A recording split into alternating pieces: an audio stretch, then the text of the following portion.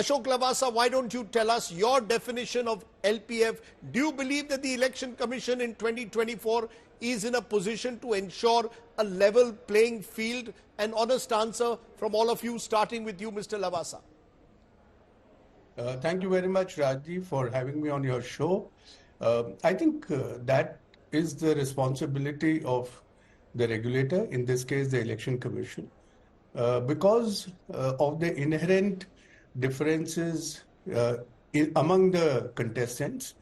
The responsibility of ensuring that the field is more or less level. I won't say completely level, because I think EC also has its own limitations, but to the extent that it can, it is its responsibility to ensure that no one is at a position of undue advantage. No, but that's a first principle, sir. Do you believe that in this election, because particularly the BJP is such a dominant party at the moment, they have an unfair advantage as the opposition is alleging?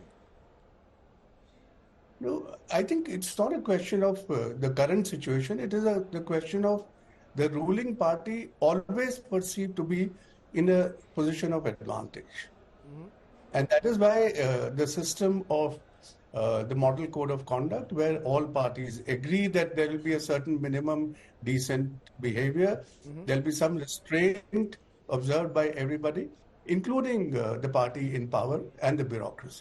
Sir, the reason I'm asking you this, and before I go to my other panelists, I want clarity on this. You were there in 2019 and you had passed a dissent note, particularly because there were complaints about certain speeches made by the Prime Minister and Home Minister Amit Shah.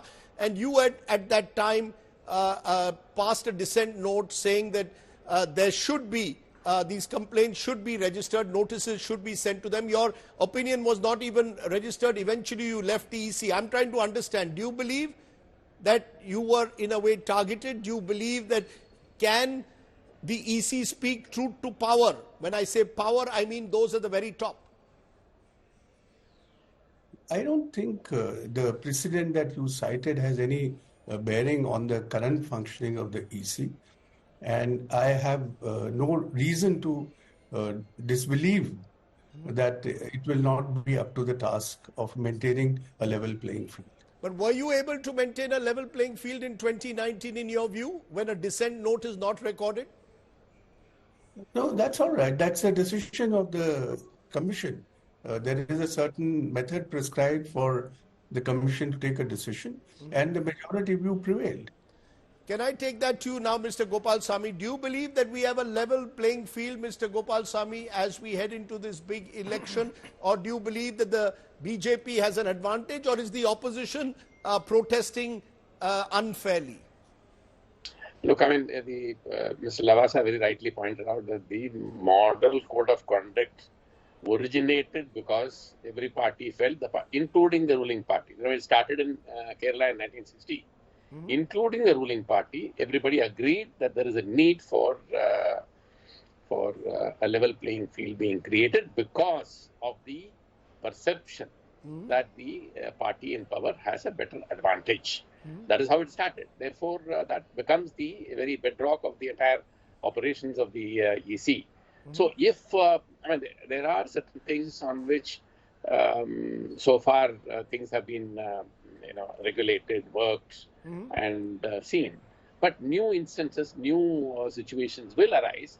As and when they arise, it is for the EC to judge whether you need to extend their, their writ or jurisdiction to cover a new issue. I mean, this happens every election. Something new comes up, and I have no doubt in my mind that the election commissioners at the relevant point of time have the wherewithal to decide on this issue and take appropriate action on that. No, but do you believe, sir, with due regard?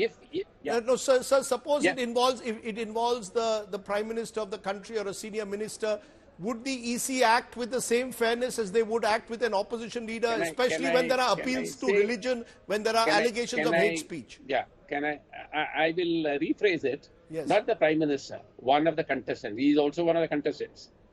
Prime Minister is secondary now, because in the election scenario, Prime Minister or any minister, for that matter, anybody, is a contestant.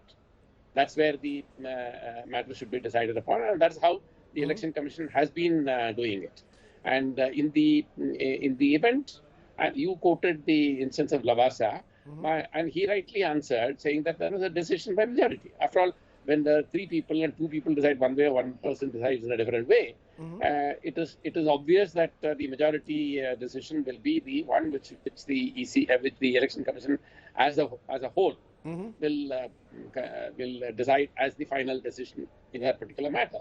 So I for one do not believe that the election commissioners today are not in a position to ensure that level playing field will be brought into actual action. So you're telling me that the EC does see the Prime Minister or a senior leader as just another contestant at a time like this? Exactly, there is no added pressure. There's no added pressure.